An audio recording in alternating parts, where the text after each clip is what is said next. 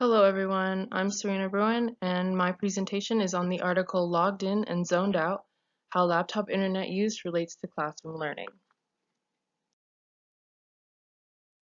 Laptops have become more common in the university classroom and are often referred to as valuable tools. However, we often forget that they're also a means of a distraction.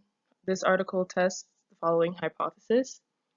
Students who use laptops in the classroom are granted access to the internet, thus making them more susceptible to online distractions. Students who frequently engage in these online distractions will show a decrease in academic performance. In this case, academic performance was measured through the cumulative final exam. This study invited 107 students enrolled in an introductory psychology class in the fall of 2014 at Michigan State University.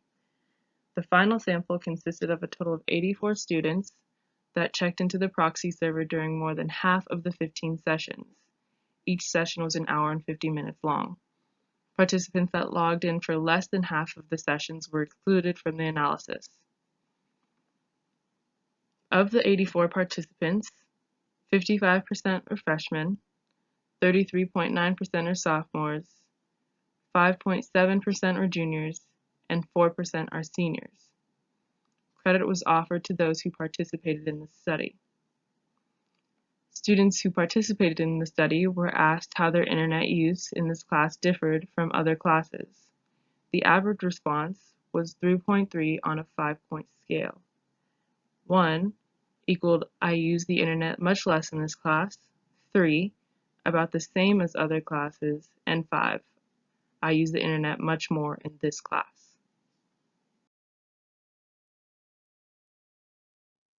Procedure.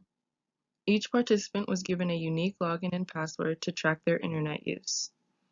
Students were then instructed to connect to a specific proxy server using that login information every class period. Each class period was an hour and 50 minutes long and consisted of 15 total lectures throughout the semester.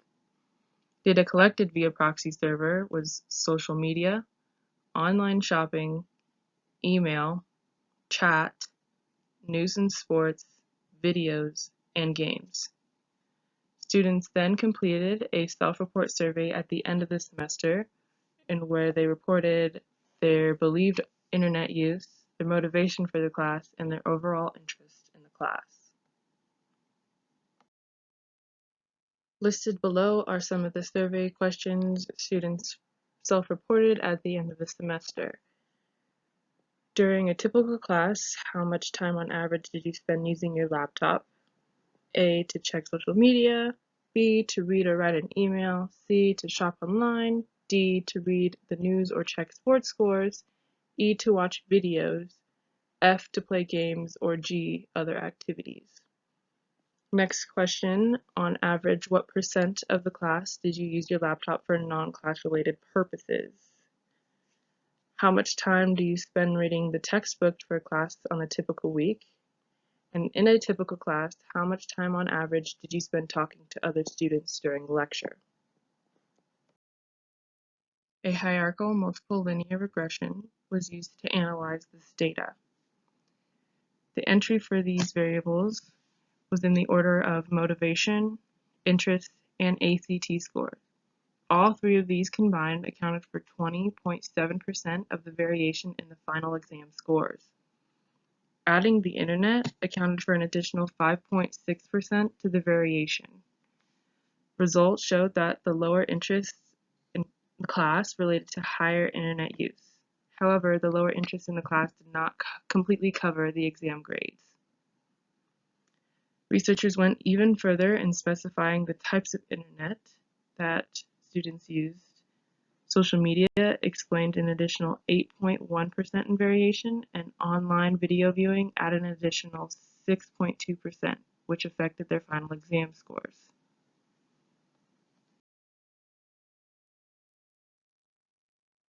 As you can see here in Table 3, it shows what kind of non-academic internet use was most significant and which was not.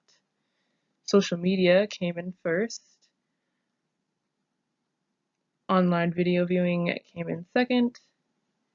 and online shopping did not make the significance cutoff, but was third in variation.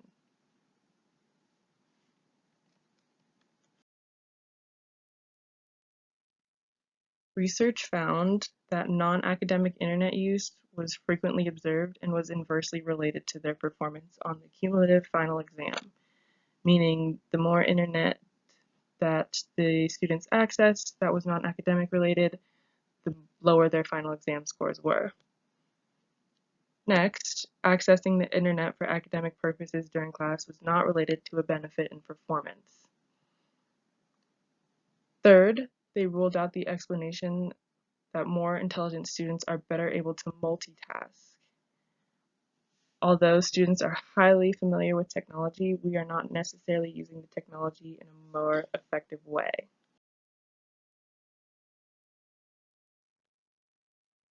Research also found that students who rated their internet use as having no effect on their classroom learning had better exam grades than the students who rated their internet use as slightly disruptive. Finally, the relationship between laptop internet use and final exam performance was similar across two levels of intellectual ability.